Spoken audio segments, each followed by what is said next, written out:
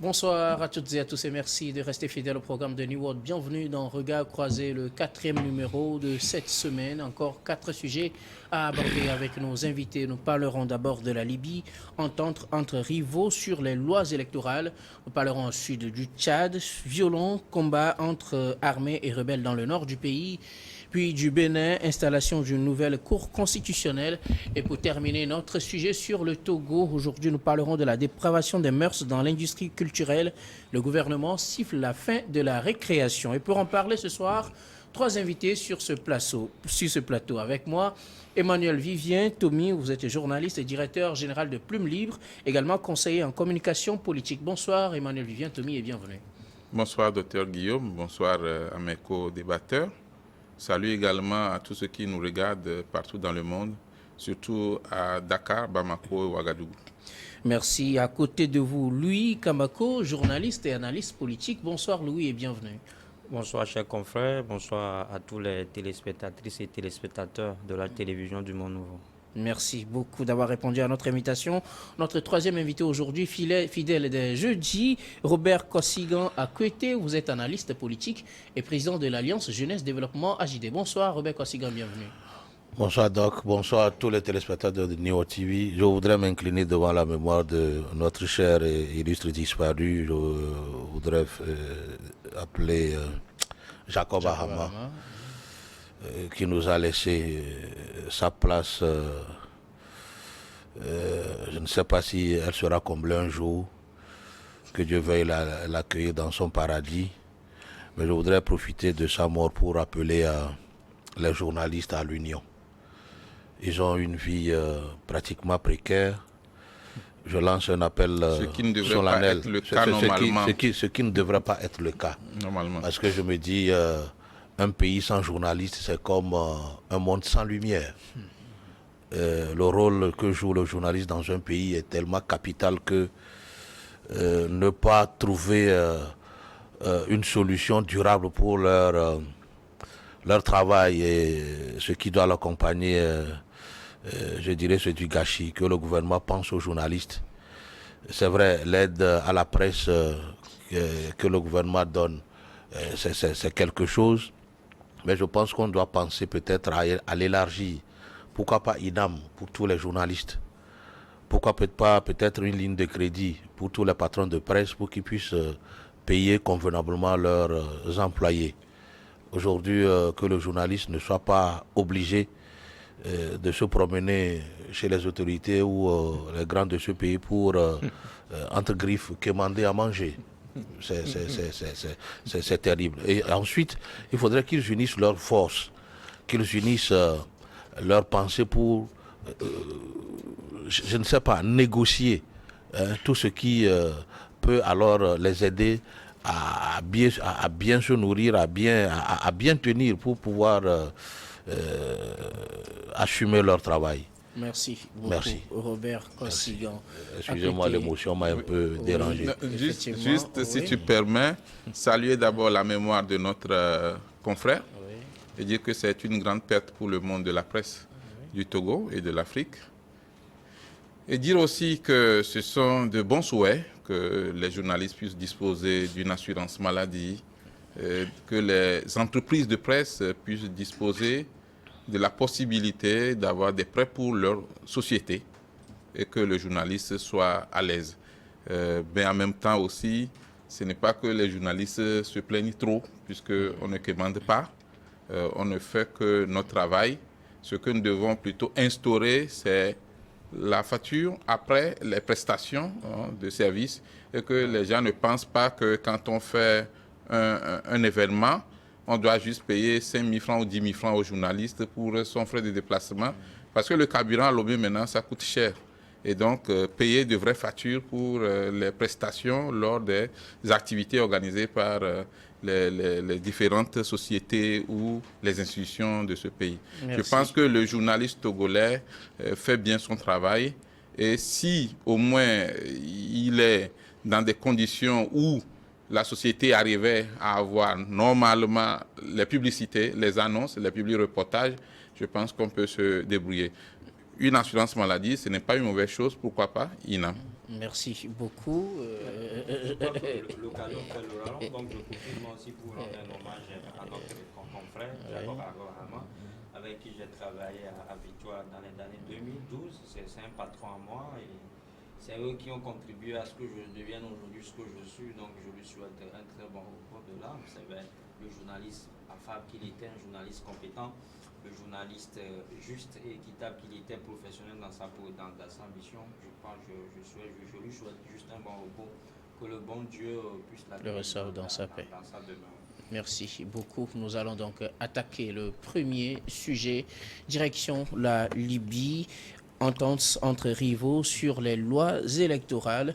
Les représentants des camps rivaux en Libye ont annoncé à l'issue de pourparlers au Maroc être parvenus à une entente sur des dispositions juridiques encadrant les élections censées se tenir dans le pays, mais aucun test n'a été signé entre ces deux camps. Une commission formée par les deux camps rivaux, notamment par le Parlement de Tobrouk à l'est et le Sénat à Tripoli, s'est réunie à Bouznika, c'est au Maroc, du 22 mai au 6 juin. Une entente a eu lieu, mais rien n'a été signé. Alors, est-ce possible que cela aboutisse à un accord entre l'Est et l'Ouest à Libye et peut-être pour déboucher sur un dénouement total de la situation pour retrouver la tranquillité en Libye? Je commence par vous, Emmanuel Vivien-Tomi.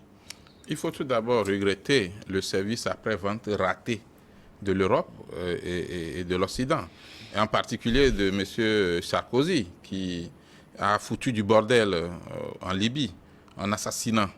Je pèse bien mes mots, je les assume. C'était sur une résolution des Nations Unies où on a fait des choses, après on l'habille, on sait comment ça se passe au niveau international, au niveau mondial. Et M. Kadhafi était arrêté à un moment, on pouvait le garder, le juger, l'envoyer à l'arrêt ou bien tout ce qu'on veut, mais on a jugé bon de le tuer, de l'assassiner, c'est le mot. Donc c'est un meurtre. La mort de Kadhafi a créé beaucoup de problèmes, pas seulement en Libye, mais les armes de la Libye circulent jusqu'au Togo aujourd'hui, jusqu'au nord du Togo, jusqu'au Burkina Faso, au Mali, au Niger et autres. Dans tout le Sahel. Dans tout le Sahel. Alors, aujourd'hui, ceux qui ont foutu ce bordel mettent la main au menton et nous regardent. Après, on parle d'initiatives soutenues par l'Union européenne, soutenues par le monde occidental. Mais en réalité, ce qui arrive aujourd'hui en Libye n'est qu'une suite logique de cette pagaille-là organisée par d'autres puissances. Et c'est justement ce pourquoi les deux camps essaient quand même de se rapprocher. Oui, se rapprocher, mais est-ce que la Libye connaîtra la paix dans les jours, semaines, mois à venir? Ce n'est pas très sûr. Parce qu'il y a tellement de chefs de guerre aujourd'hui, c'est le mot, c'est des chefs de guerre. Dans les pays normaux, on parle d'opposition, mais là-bas, c'est des chefs de guerre constitués. Chaque tribu a sa façon de gérer les affaires. Il n'y a pas véritablement de gouvernement central, un gouvernement qui s'impose à tout le pays.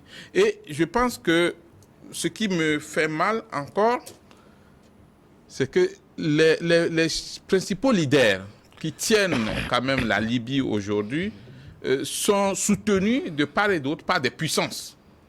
Et donc, c'est comme ce qui se passe en Ukraine. Il y a une guerre qui ne dit pas son nom. C'est d'autres personnes qui s'affrontent sur un autre territoire.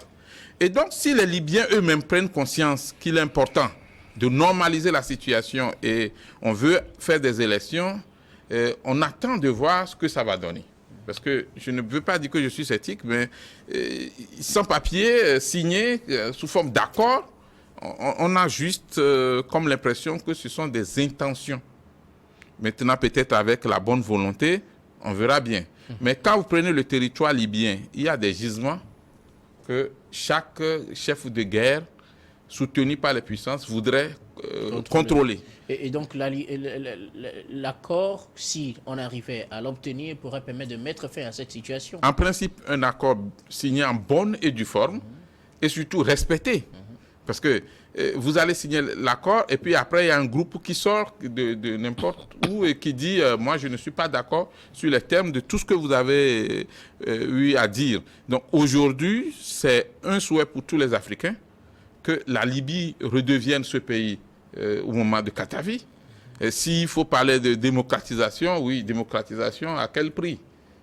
Tout le monde est d'accord qu'il faut la démocratie. Donc, vivement que ces élections se tiennent et que cela permette d'avoir enfin quelque chose, un semblant de gouvernement qui s'impose à tout le pays et qu'on n'assiste pas à des pouvoirs divisés de part et d'autre et que d'autres puissances profitent des gisements de ce pays. Merci beaucoup. Vivien, juste à côté de vous.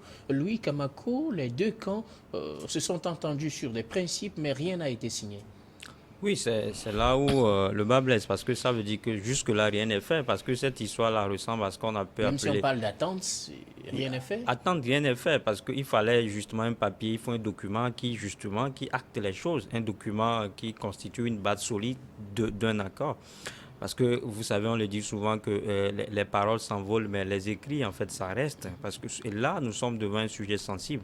Et l'histoire, même ça, ressemble à ce qu'on peut appeler la nuit de long couteau. Parce que quelqu'un l'a dit, c'est depuis la mort de Kadhafi où toute la Libye, il règne là-bas un chaos général. Donc le pays, il est divisé par deux gouvernements. De l'autre côté, il y a Tripoli, que dirige un certain Abdelhamid, et qui est soutenu par l'ONU, et à côté il y a Al-Fatah et tout, qui est binational, qui a la nationalité américaine.